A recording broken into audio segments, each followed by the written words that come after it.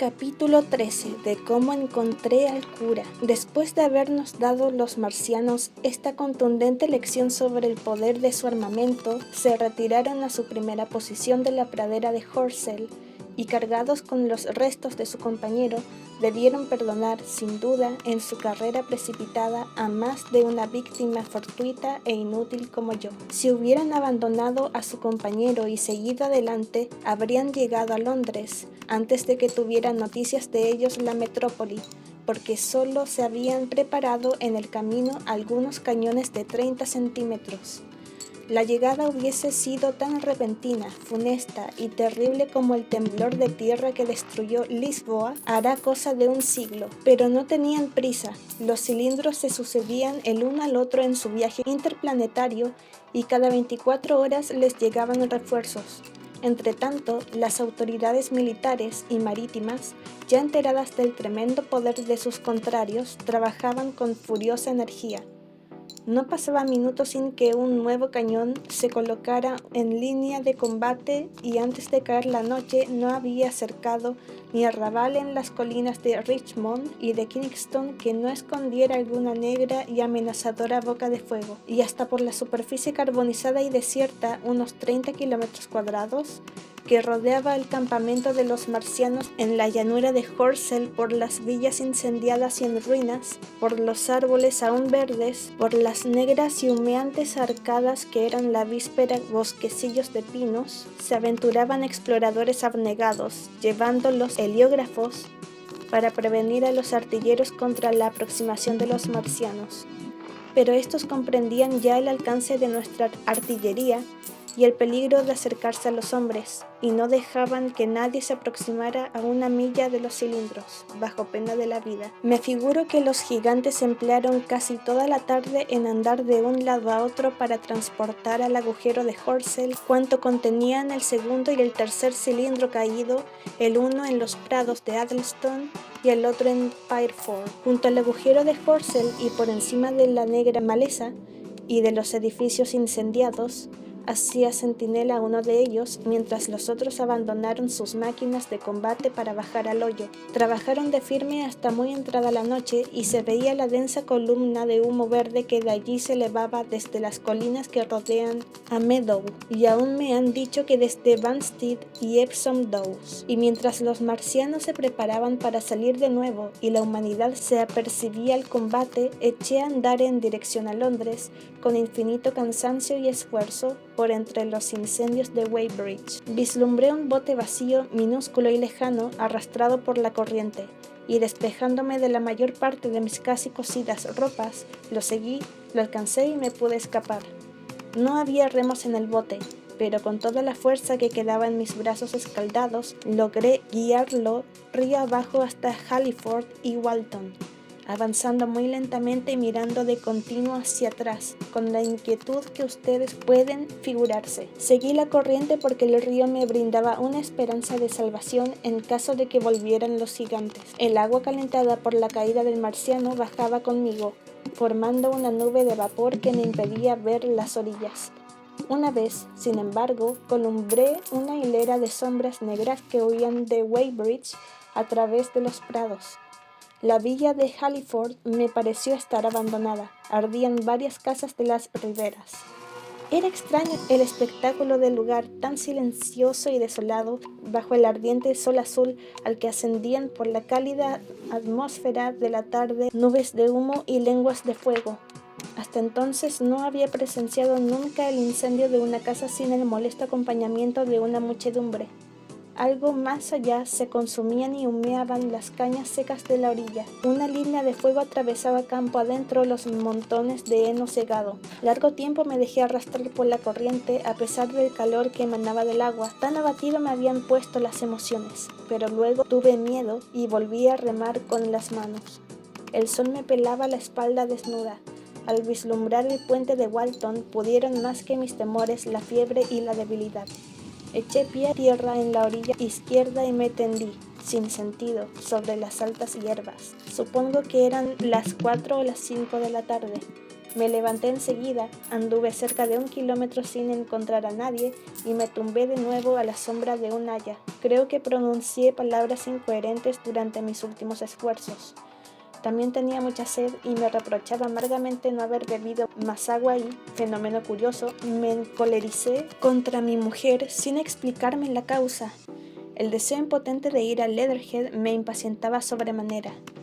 No recuerdo claramente la llegada del cura. Debió ocurrir cuando yo estaba amodorrado. Al darme cuenta de su presencia, le vi sentado, en mangas de camisa, lleno de hollín. Su afeitado rostro contemplaba fijamente una claridad tenue que bailaba entre las nubes parecidas a plumas matizadas ligeramente con los colores del crepúsculo. Me levanté y al ruido que hice me miró inmediatamente.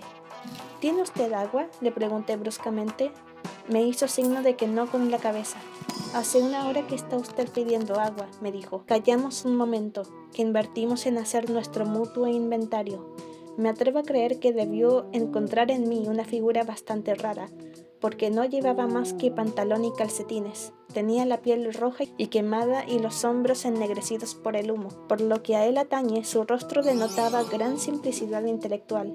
Le caía la cabellera en rizos encrespados y rubios, casi albinos, sobre la frente estrecha. Eran sus ojos más bien grandes que pequeños, de un color azul pálido y de mirada inexpresiva. Se puso a hablar con frases entrecortadas y extraviados ojos. ¿Qué significa esto?, dijo. ¿Qué significan estas cosas? Le miré con asombro sin responderle. Extendió la mano, delgada y pálida, y prosiguió con trágica voz. ¿Por qué permiten tales cosas? ¿Cuáles son nuestros pecados? El servicio de la mañana habría terminado y yo me pasaba para despejarme la cabeza, cuando de pronto, ¡fuego, terremotos, muerte! Como en Sodoma y en Gomorra. Destruida toda nuestra obra, toda nuestra obra. ¿Quiénes son esos marcianos? ¿Y quiénes somos nosotros?, le respondí tosiendo para limpiarme la garganta. Se asió de las rodillas y me miró de nuevo. Durante medio minuto me contempló sin decir nada. Me paseaba por la carretera para despejarme la cabeza y de repente, ¡fuego, terremotos, muerte!, repitió. Volvió a callarse con la cabeza baja, la barba casi le llegaba a las rodillas. Continuó enseguida agitando la mano. Destruida nuestra obra, las escuelas dominicales. ¿Qué hemos hecho? ¿Qué pecados ha cometido Weybridge? Todo se fue, todo destruido. La iglesia, solo hace 3 años que fue reedificada, destruida, barrida como un harapo. ¿Por qué? Nueva pausa que rompió como un loco. El humo de sus cenizas se alzará por los siglos de los siglos, exclamó. Sus ojos despedían llamas, su dedo índice apuntaba a Weybridge. Pero yo empezaba a comprender con quién me las había.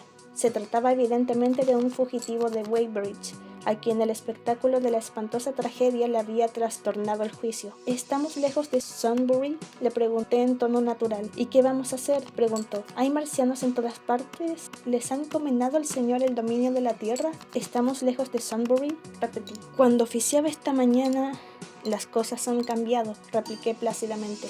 No hay que perder la cabeza. Aún nos quedan esperanzas de... ¿Esperanzas? Sí, esperanzas, a pesar de los pesares. Comencé a explicarle lo que yo pensaba del asunto. Me escuchó al principio, pero a medida que le hablaba, el interés que leía en sus ojos se fue cambiando en el extravío de antes y volvió la vista en otra dirección. Debe ser el principio del fin, repuso interrumpiéndome. El fin, el grande y terrible día del Señor, cuando los hombres pidan a las montañas y a las rocas que caigan sobre ellos y que les escondan la mirada de aquel que se sienta en el trono. Me di perfecta cuenta de la situación. Renuncié a los razonamientos serios, me puse en pie, e inclinándome posé la mano en su hombro. Sea usted hombre, le dije, no pierda usted el juicio. ¿Para qué sirve la religión sino para las grandes calamidades? Piense en los daños que han causado antes de ahora a los hombres terremotos e inundaciones, guerras y volcanes. ¿Por qué iba a exceptuar Dios a Weybridge? No es agente de seguros. Durante un rato se cayó asustado. ¿Pero cómo escapar?, me preguntó de pronto. ¿Son invulnerables y despiadados? Ni una cosa, ni tal vez otra, respondí. Y cuanto más poderosos sean, más reflexivos y prudentes debemos ser nosotros. No hace más de 3 horas que ha sido muerto uno de ellos. ¡Muerto!, exclamó mirando vagamente a todos lados. ¿Cómo pueden ser muertos los ministros de Dios? Yo lo he visto, repuse. Hemos tenido que asistir a lo más duro de la pelea, y esto es todo. ¿Qué claridad es esa, la que baila en el cielo? Le expliqué que era una señal del heliógrafo, la señal que ponían en los cielos el ingenio y la colaboración de los hombres. Aún estamos en lo más fuerte del combate, añadí. Aunque parezca todo estar tranquilo, esa señal anuncia que la lucha se acerca. Más allá, yo supongo que están los marcianos, y hacia Londres, donde se elevan esas colinas de Richmond y de Kingston. Se han hecho terraplenes y alineado baterías ocultas entre los árboles. Muy pronto volverán por acá los gigantes. Cuando decía esto se levantó de un brinco y me puso silencio con un gesto. «Escuche», me dijo. Por encima de las bajas colinas que se elevaban del otro lado del río, nos llegó el ruido ronco de los distantes cañones y de un grito lejano y prodigioso. Volvió a reinar enseguida el silencio. Un escarabajo zumbó al volar sobre nosotros y se alejó. Hacia el oeste, por encima del humo de Weybridge y de Shepperton, por encima del cálido y silencioso esplendor del crepúsculo, se divisaba la luna creciente, vaporosa y pálida. «Mejor haríamos en seguir esta senda hacia el norte», le dije. Capítulo 14. En Londres. Mi hermano menor estaba en Londres cuando cayeron los marcianos en Woking. Estudiante de medicina, se preparaba a toda prisa para los exámenes y nada supo de la caída hasta el sábado por la mañana. Los periódicos matutinos contenían, además de los extensos artículos sobre el planeta Marte, sobre la habitabilidad de los astros y sobre otras cosas por el estilo, un telegrama tan breve como extraño. Venía a decir que los marcianos, alarmados por la aproximación de la muchedumbre, habían matado cierto número de personas con un cañón que disparaba fuego. El telegrama terminaba con estas palabras: «Aunque parece que son formidables, los marcianos no se han movido todavía del agujero que han formado al caer, y sin duda alguna son incapaces de moverse. Esto se debe probablemente a que es mayor en nuestro planeta la fuerza de gravedad». Y apoyándose en estas últimas palabras, los articulistas de fondo se extendían en tranquilizadoras consideraciones. Naturalmente todos los alumnos de biología, clase de repaso, y mi hermano entre ellos, se interesaron grandemente en el asunto, aunque no se notara en las calles ningún síntoma de anormal agitación. Los periódicos de la tarde solo publicaron migajas de noticias, eso sí, encabezadas con gruesos caracteres e hinchadas al máximum. No hablaban más que de los movimientos de las tropas en derredor de la pradera y de los incendios de los pinares situados entre Woking y Weybridge. A eso de las 8, la St. Famous Gazette anunció en una edición extraordinaria que se habían interrumpido las comunicaciones telegráficas. Se atribuyó la interrupción a la caída de algunos pinos incendiados sobre los alambres. Nada más se supo de la lucha aquella noche, la noche de mi ida a Leatherhead y de mi vuelta. No sintió mi hermano inquietud alguna respecto de nosotros, porque sabía por los periódicos que el cilindro estaba a unos 3 kilómetros de casa. Concibió el propósito de ir a visitarnos aquella misma noche, a fin de que no se matara a las criaturas de Marte sin que las viera previamente. Nos puso un telegrama que nunca llegó a mis manos y pasó las primeras horas de la velada en un café cantante. Como también descargó en Londres la tempestad durante la noche del sábado, mi hermano tomó un coche para ir a la estación de Waterloo. Después de esperar un rato en el muelle de donde suele salir el tren de las 12, supo que un accidente impedía llegar a Woking los trenes nocturnos. No pudo averiguar la índole del accidente. ¿Verdad que en aquel momento lo ignoraban también los empleados del ferrocarril? No era grande la agitación en el andén. Los jefes no sabían sino que se había abierto brecha entre Byfleet y el cruce de Woking, y en lugar de enviar por este punto los trenes destinados a recoger los asistentes a los teatros, les hacían dar la vuelta por Virginia Watcher o por Guildford. Trabajaban también activamente para alterar el itinerario de los trenes excursionistas de Southampton y Portsmouth. El reportero de un diario de la noche me tomó por el jefe del movimiento, quien se me parecía vagamente, e intentó celebrar conmigo una entrevista. Poca gente, como no fueran los empleados principales, relacionaban a los marcianos con la rotura de la línea. En el otro relato de los sucesos he leído que el domingo por la mañana todo Londres estaba electrizado con las noticias de Woking. En realidad, nada justificaba tan extravagante frase. Muchísimos vecinos de Londres nada supieron de los marcianos hasta el pánico de la mañana del lunes. Los más enterados tardaron bastante tiempo en comprender el significado real de los breves telegramas que contenían los periódicos del domingo, y la mayoría de las gentes no suelen leer los que se publican en domingo. Está además tan arraigado en el cerebro de un londinense el sentimiento de la seguridad personal y publican tan a menudo los periódicos noticias estupendas que leían sin estremecerse cosas parecidas a las siguientes. Anoche, a eso de las 7, salieron los marcianos del cilindro, se montaron en una armadura metálica, derrumbaron por completo la estación de Woking y las casas adyacentes y mataron todo un batallón del regimiento de Cardigan. Se ignoran los detalles. Los Maxims no han servido de nada contra esas armaduras. Estas han desmontado las baterías. Los húsares huyen a galope hacia Chertsey. Parece que los marcianos avanzan lentamente en dirección a Chertsey o a Windsor. Reina gran ansiedad en Surrey. Se levantan grandes trincheras para defender Londres. Así relataba la noticia el Sunday Sun.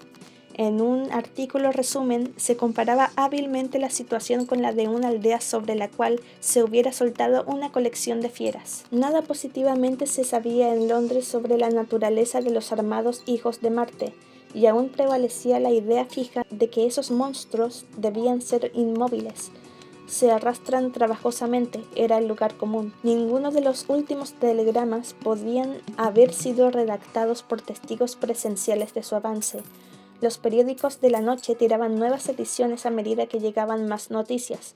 Algunos hasta prescindían de recibir noticias para lanzar sus ediciones, pero nada en concreto quedaba por decir al pueblo, hasta que al caer la tarde las autoridades comunicaron a las agencias periodísticas cuanto sabían. No era mucho, que los vecinos de Walton, de Weybridge y de todo el distrito se encaminaban hacia Londres por las carreteras, y nada más. Cuando mi hermano fue por la mañana a la capilla del hospital de Founding, ignoraba por completo lo ocurrido la noche anterior. En la iglesia se aludió a los invasores y se rezaron especiales oraciones implorando la paz. Al volver compró un número del Referee, le alarmaron las noticias y volvió a la estación de Waterloo para ver si se había restablecido la comunicación.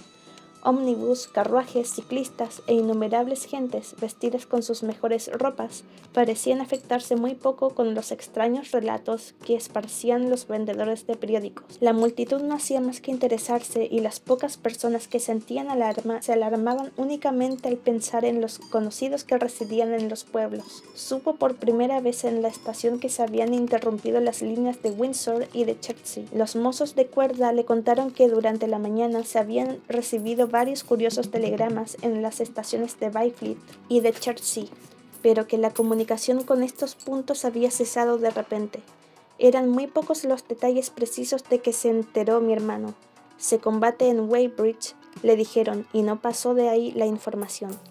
Los servicios ferroviarios se desorganizaban. Había en el andén muchas gentes que aguardaban a sus amigos de los pueblos del suroeste. Un caballero anciano, de cabellos grises, se quejó ásperamente ante mi hermano de la compañía férrea. «Hay que quitarle la careta», dijo. Vinieron 1 o 2 trenes de Richmond, Putney y Kingston cargados de pasajeros que habían ido a pasar el día remando, y se encontraron con las puertas cerradas y con un aire de pánico en las gentes. Un hombre vestido de azul y blanco sintió la necesidad de contar a mi hermano lo que sabía. Llegan a Kingston montones de gentes que conducen sus cosas de valor en carruajes y en carros sin carretas. Vienen de Molesey, de Weybridge y de Walton. Dicen que se oyen las cargas de Chertsey, que el cañoneo arrecia y que soldados de caballería les han hecho salir de sus casas porque se acercaban los marcianos. Nosotros hemos oído el cañoneo en la estación de Hampton y supimos que sería algún trueno. ¿Qué demonios significa todo esto? ¿No estaban encerrados los marcianos en su agujero? ¿O es que pueden moverse? Mi hermano no podía decírselo. Notó más tarde que el vago sentimiento de alarma se había comunicado a los viajeros del ferrocarril subterráneo y que los excursionistas del domingo comenzaban a volver de todos los pueblos del suroeste. Barnes, Wimbledon, Richmond Park, Kew y otros.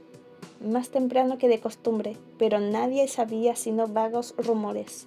Todo el personal de la estación mostraba muy mal humor. A eso de las 5, la creciente muchedumbre se excitó sobremanera al ver abrirse la línea de comunicación entre las estaciones del sudeste y del sudoeste, que siempre está cerrada, y entrar por ella grandes camiones cargados de piezas de artillería y carros atestados de tropas. Eran los cañones que se enviaban de Woolwich y de Chatham para cubrir a Kingston. Los soldados se daban bromas. «Nos van a comer, somos los domadores de las fieras» y otras por el estilo. Poco después llegó a la estación una escuadra de agentes de policía que se puso a despejar los andenes. Mi hermano volvió a salir a la calle. Las campanas de la iglesia llamaban a la oración de la tarde. Pasó cantando por el camino de Waterloo un grupo de doncellas del Ejército de Salvación. Algunos golfos contemplaban desde el puente cómo arrastraba el río retazos sueltos de una curiosa espuma oscura. El sol se ponía en aquel momento y los perfiles de la torre y del Parlamento se destacaron frente al cielo, más plácido que uno puede imaginarse, un cielo de oro, entrecortado por líneas transversales de nubes color púrpura. Oí hablar de un cadáver flotante. Un hombre que dijo ser reservista contó que había visto danzar en el oeste las señales del heliógrafo. En la calle de Wellington tropezó mi hermano con un par de resueltos mocetones que corrían vendiendo periódicos aún húmedos y los pregonaban a gritos destemplados. Horrorosa catástrofe, la batalla de Weybridge, los marcianos rechazados, Londres en peligro. Tuvo que dar 30 céntimos por un número.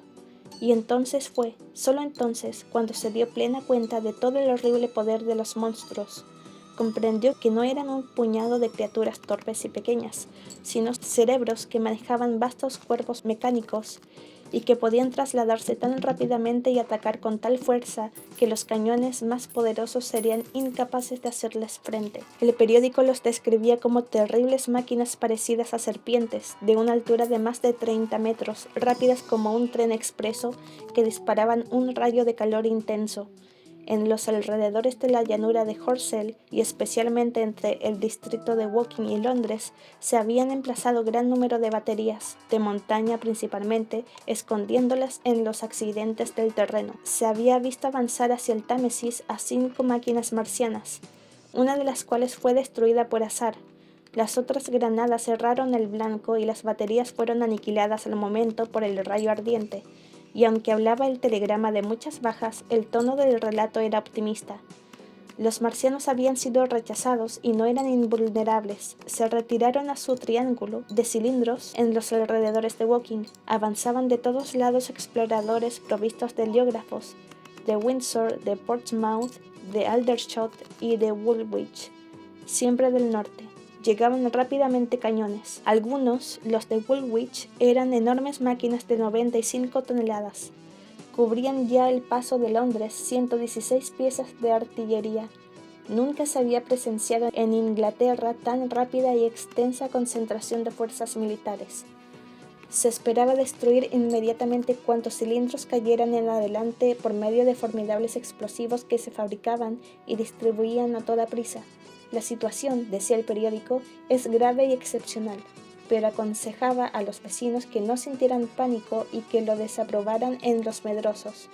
Sin duda, los marcianos son criaturas en extremo terribles y extrañas, pero su número no pasa de 20 contra millones de personas. Las autoridades tenían razón al calcular, por el tamaño de los cilindros, que no podía contener cada uno más de 5 marcianos, 15 en total, y uno de ellos, tal vez más, había sido muerto.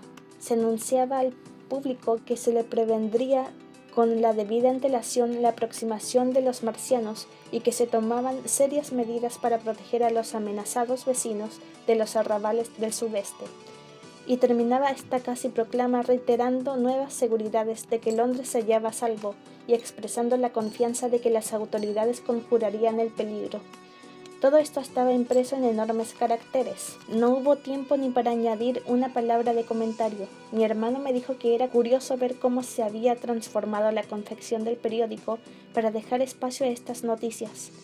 Calle abajo todo el mundo abría las rosadas sábanas de papel y comenzaba a leerlas. Y el Strand se conmovió repentinamente con los gritos de un ejército de vendedores que seguía a los dos primeros. Los hombres saltaban de los autobuses para comprar ejemplares. Vio mi hermano abrirse de pronto una tienda de mapas y aparecer tras los cristales a un señor que, vestido de fiesta y hasta con los guantes puestos, colocaba a toda prisa mapas de su rey en el escaparate. Yendo por el Strand a Trafalgar Square con el periódico en la mano, vio mi hermano un grupo de fugitivos que venían del oeste de Surrey, entre ellos un hombre que guiaba un carro, parecido a los que gastan los verduleros, donde venían su mujer, 2 niños y algunos muebles. Avanzaba hacia el puente de Westminster e inmediatamente le seguían un cañón que conducía a 5 o 6 personas decentemente trajeadas y algunas cajas y envoltorios. Era sombrío el aspecto de estas gentes y contrastaba notoriamente con el dominguero de las gentes que iban en los autobuses. Al pasar los elegantes en sus coches, les miraban con curiosidad. Se detuvieron en Trafalgar Square, no sabiendo por qué camino decidirse, y al fin se volvieron hacia el este por el Strand. Apareció después un hombre de blusa en uno de esos viejos triciclos que tienen una rueda delantera. Iba lleno de barro, con la cara muy pálida. Se volvió mi hermano hacia Victoria y encontró cierto número de fugitivos. Tenía la vaga esperanza de tropezar con alguno conocido mío. Advirtió que desusado número de agentes regulaban el tránsito de coches. Algunos refugiados cambiaban impresiones con los viajeros de los autobuses. Uno declaró haber visto a los marcianos. Le digo a usted que son calderas sobre zancos y que andan como los hombres. Sus extrañas aventuras habían sobreexcitado a la mayoría. Más allá de Victoria, hacían las tabernas un buen negocio con los recién llegados. En todas las esquinas, numerosos grupos leían los periódicos, hablaban con animación o contemplaban a los inesperados visitantes domingueros. Los grupos aumentaban a medida que caía la noche, hasta que al fin le parecieron a mi hermano todas las calles tan animadas como lo está la de Epsom el día del Gran Premio de Derby. Mi hermano hizo varias preguntas a estos fugitivos y no obtuvo más que respuestas incoherentes. Ninguno pudo darle noticias de Woking, excepto un hombre, quien le aseguró que la villa había sido totalmente destruida la noche anterior. «Vengo de Byfleet», dijo. «Llegó un ciclista esta madrugada y fue de puerta en puerta para decirnos que saliéramos. Luego vinieron los soldados. Quisimos saber lo que pasaba y solo vimos hacia el sur nubes de humo, pero humo solo, sin que nadie viniera por ese lado. Enseguida oímos el cañoneo de Chertsey y a poco entraron en Byfleet los fugitivos de Weybridge. Entonces cerré la casa y me puse en camino». En las calles se notaba profunda irritación contra las autoridades porque no habían sabido librarse de los invasores sin acarrear aquel cúmulo de molestias. A eso de las 8 se pudo percibir distintamente en todo el sur de Londres el bronco ruido de un cañoneo. Mi hermano no lo sintió en las calles principales a causa del barullo, pero tomando las tranquilas callejuelas que dan al río lo escuchó claramente. Se volvió a pie desde Westminster a su habitación situada en las cercanías de Regent's Park a eso de las 10. Se sintió lleno de ansiedad al pensar en mí, atormentado ante la evidente magnitud de la catástrofe. Su espíritu se inclinaba a ocuparse en los preparativos militares, como el mío durante el sábado. Pensaba en los cañones silenciosos y expectantes en la comarca convertida súbitamente en pueblo nómada. Trató de imaginarse calderas sobre zancos de 30 metros de altura. Pasaron 1 o 2 carros de fugitivos por la calle de Oxford y varios por la de Marylebone, pero las noticias se extendían tan lentamente que en las calles del Regente de Portland se veían los paseantes de todos los domingos, aunque formando grupos. Vagaban por los alrededores de Regent's Park bajo la trémula luz del gas. Tantas parejas silenciosas como de costumbre. La noche era cálida y tranquila, algo pesada. Aún continuaba el cañoneo. Después de las 12 parecía verse hacia el sur una especie de sabana luminosa. Leyó y releyó el periódico, temiendo que me hubiese ocurrido lo peor. No podía dormir, y después de cenar volvió a salir a la calle sin dirección fija. Al volver trató inútilmente de distraerse con el repaso de sus libros. Se acostó poco después de medianoche y le sacaron de alguna pesadilla los aldabonazos que se oían en las puertas de la calle, el ruido de la gente al correr, el tambor lejano y el repiqueteo de las campanas. En el techo del cuarto bailaban resplandores intensamente rojos. Permaneció un instante inmóvil, preguntándose si era ya de día o si el mundo se había vuelto loco. Luego saltó del lecho y corrió a la ventana. Como su cuarto era un desván, vio al inclinarse que el ruido producido al abrirse el bastidor de la ventana repercutió unas 12 veces y aparecieron otras cuantas cabezas con el pelo en desorden. «¿Qué sucede?», se preguntaban de todas partes. «¡Que vienen!», gritó un agente de policía llamando a la puerta. «¡Que vienen los marcianos!», y corrió a la inmediata. Redoblaron tambores y cornetas en los cuarteles de la calle de Albany, y todas las campanas al alcance de los oídos se coligaron para matar el sueño en vehemente y desordenado somatén. Se oyó un ruido de puertas al abrirse y todas las ventanas, una tras otra, pasaron de la oscuridad a una luz amarilla. Llegó a galope por la calle un carruaje cerrado. El ruido que estalló de repente en la esquina se fue elevando por grados hasta el estruendo, para morir suavemente a lo lejos. Enseguida se oyeron algunos coches de alquiler, vanguardia de una larga procesión de rápidos vehículos que se encaminaban la mayor parte a la estación de Chalkthorne, de donde iban a salir trenes especiales de la Compañía del Noroeste, en lugar de bajar la cuesta de Euston. Largo tiempo se quedó mi hermano en la ventana mirando con asombro cómo los policías llamaban a todas las puertas y anunciaban a gritos la noticia incomprensible. Se abrió una puerta y penetró en su cuarto el vecino inmediato en camisa, pantalón y zapatillas, el pelo en desorden y el nudo de la corbata por hacer. ¿Pero qué pasa?, preguntó. ¿Algún incendio? ¿De dónde sale este ruido infernal? Los dos se asomaron de nuevo a la ventana, estirándose para oír lo que gritaban los agentes. La multitud desembocaba por las calles transversales y formaba animados grupos en todas las esquinas. ¿Pero qué pasa?, preguntaba el vecino. Mi hermano le contestó con vaguedades y se puso a vestirse, asomándose a la ventana cada prenda que se ponía para no perder detalle de la creciente excitación de las calles. Al poco rato aparecieron vendedores de periódicos que gritaban: «Londres en peligro de asfixia, forzadas las defensas de Kingston y de Richmond, terribles matanzas en el valle del Támesis». Y a su alrededor, en los pisos de abajo, en las casas vecinas, en las de enfrente, más allá de las terrazas del parque, en las 100 calles de aquel barrio de Marylebone, en el distrito de Westbourne Park, en St. Pancras, el oeste y al norte, en Kilboom, en St. John's Wood y en Hampstead, al este, en Shoreditch, en Highbury, en Haggerstone y en Hoxton, y de seguro en toda la extensión de Londres, desde Ealing hasta East Ham, la gente se restregaba los ojos y abría las ventanas y preguntaba cosas sin sentido, y se vestía a toda prisa al pasar por las calles el primer soplo de la inminente tempestad de miedo. Era la aurora del gran pánico. Londres, acostado el domingo estúpido e inerte, se levantaba la madrugada del martes con la violenta sensación de peligro. Como desde la ventana no podía saber lo que ocurría, mi hermano se echó a la calle cuando la aurora sonrojaba el cielo por encima de los tejados. Aumentaba sin cesar el tropel de gentes que huían a pie o en coche. «¡El humo negro!», se gritaba, «el humo negro». Era inevitable el contagio de tan unánime terror. Pero mi hermano se quedó vacilante en el portal. Vio que otro vendedor de periódicos se le acercaba y compró un número. El vendedor corría con la muchedumbre y cobraba por cada periódico un chelín. Grotesca mezcla de avaricia y de miedo, y en este periódico leyó el catastrófico despacho del comandante en jefe. Los marcianos descargan enormes nubes de un humo negro y venenoso por medio de cohetes. Han asfixiado a los artilleros de las baterías, destruido Richmond, Kingston y Wimbledon, y avanzan lentamente hacia Londres, devastándolo todo al pasar. Es imposible detenerles. Contra el humo negro no hay otro modo de salvarse que la fuga. Era todo, pero bastaba. Los 6 millones de habitantes de la gran ciudad se empujaban, resbalaban, corrían, todos hacia el norte. «¡El humo negro! ¡El fuego!», se gritaba.